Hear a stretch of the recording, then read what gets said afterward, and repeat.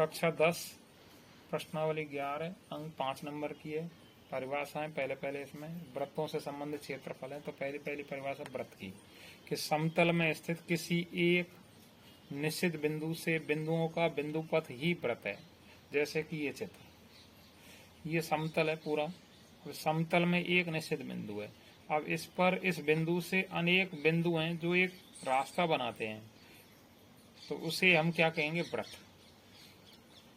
और आगे इसमें एक वृत्त जिस तल पर स्थित होता है वह स्वयं को 3 भागों में विभाजित करता है। यानी वृत्त जहाँ बनाया गया है वह अपने आप को 3 भागों में बांटता है। कौन कौन से 3?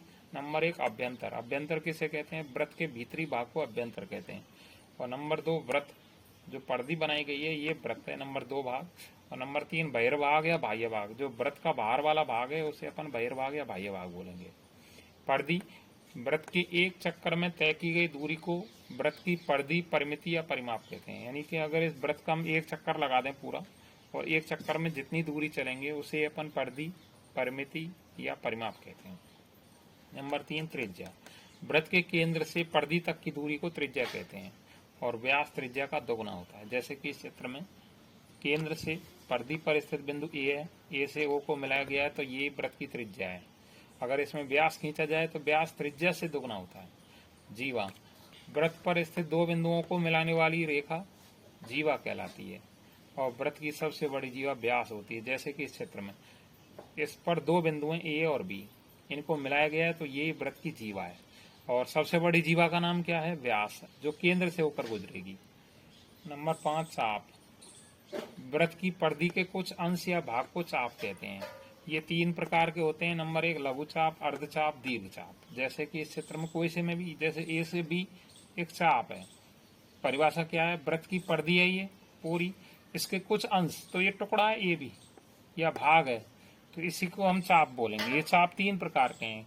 अब इनकी परिभाषा मैंने आपको नहीं लिखी है, वैसे बोल रहा हूँ। नंबर 1 लघु चाप किसे कहेंगे? इस चाप के दोनों सिरे ए और बी, इनको अगर केंद्र से मिला दिया तो केंद्र पर एक कोण का निर्माण हो गया। अगर ये बनने वाला कोण 180 डिग्री से कम है तो ये लघु चाप है ये भी।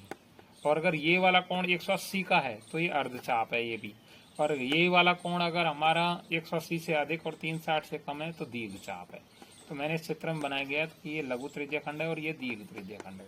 तो ये कोण जो दिखाई दे रहा है 180 से कम है और ऊपर वाले भाग का 180 से अधिक है।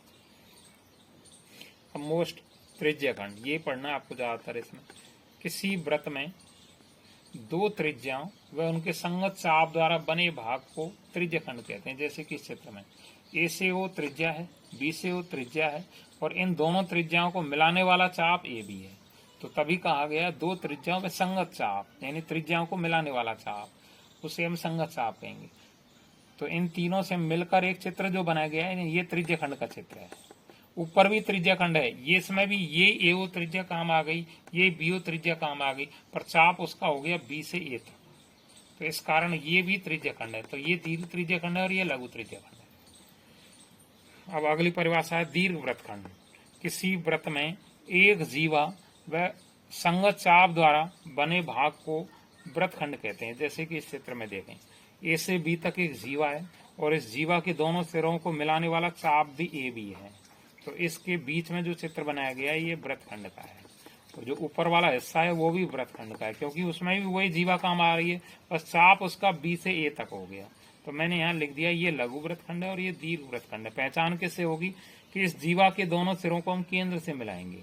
केंद्र पर बनने वाला कोण अगर 180 से कम है तो लघु वृत्त खंड है, और यही अगर 180 से अधिक है तो दीर्घ वृत्त खंड है। तो इस प्रकार ये वृत्त खंड हो गए। अब अगली परिभाषा, घड़ी की मिनट वाली सुई 1 मिनट में 6 डिग्री का कोण बनाती है। यानी घड़ी चाहे कैसे ही प्रकार की हो, उसमें चलने वाली जो सुई है वो वृत्त बनाती है। और अगर उस सुई में भी मिनट वाली सुई है, अगर वो 1 मिनट तक चलेगी तो 6 डिग्री का कोण बना देगी।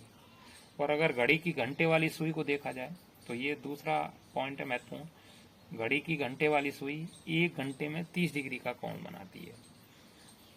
ठीक है।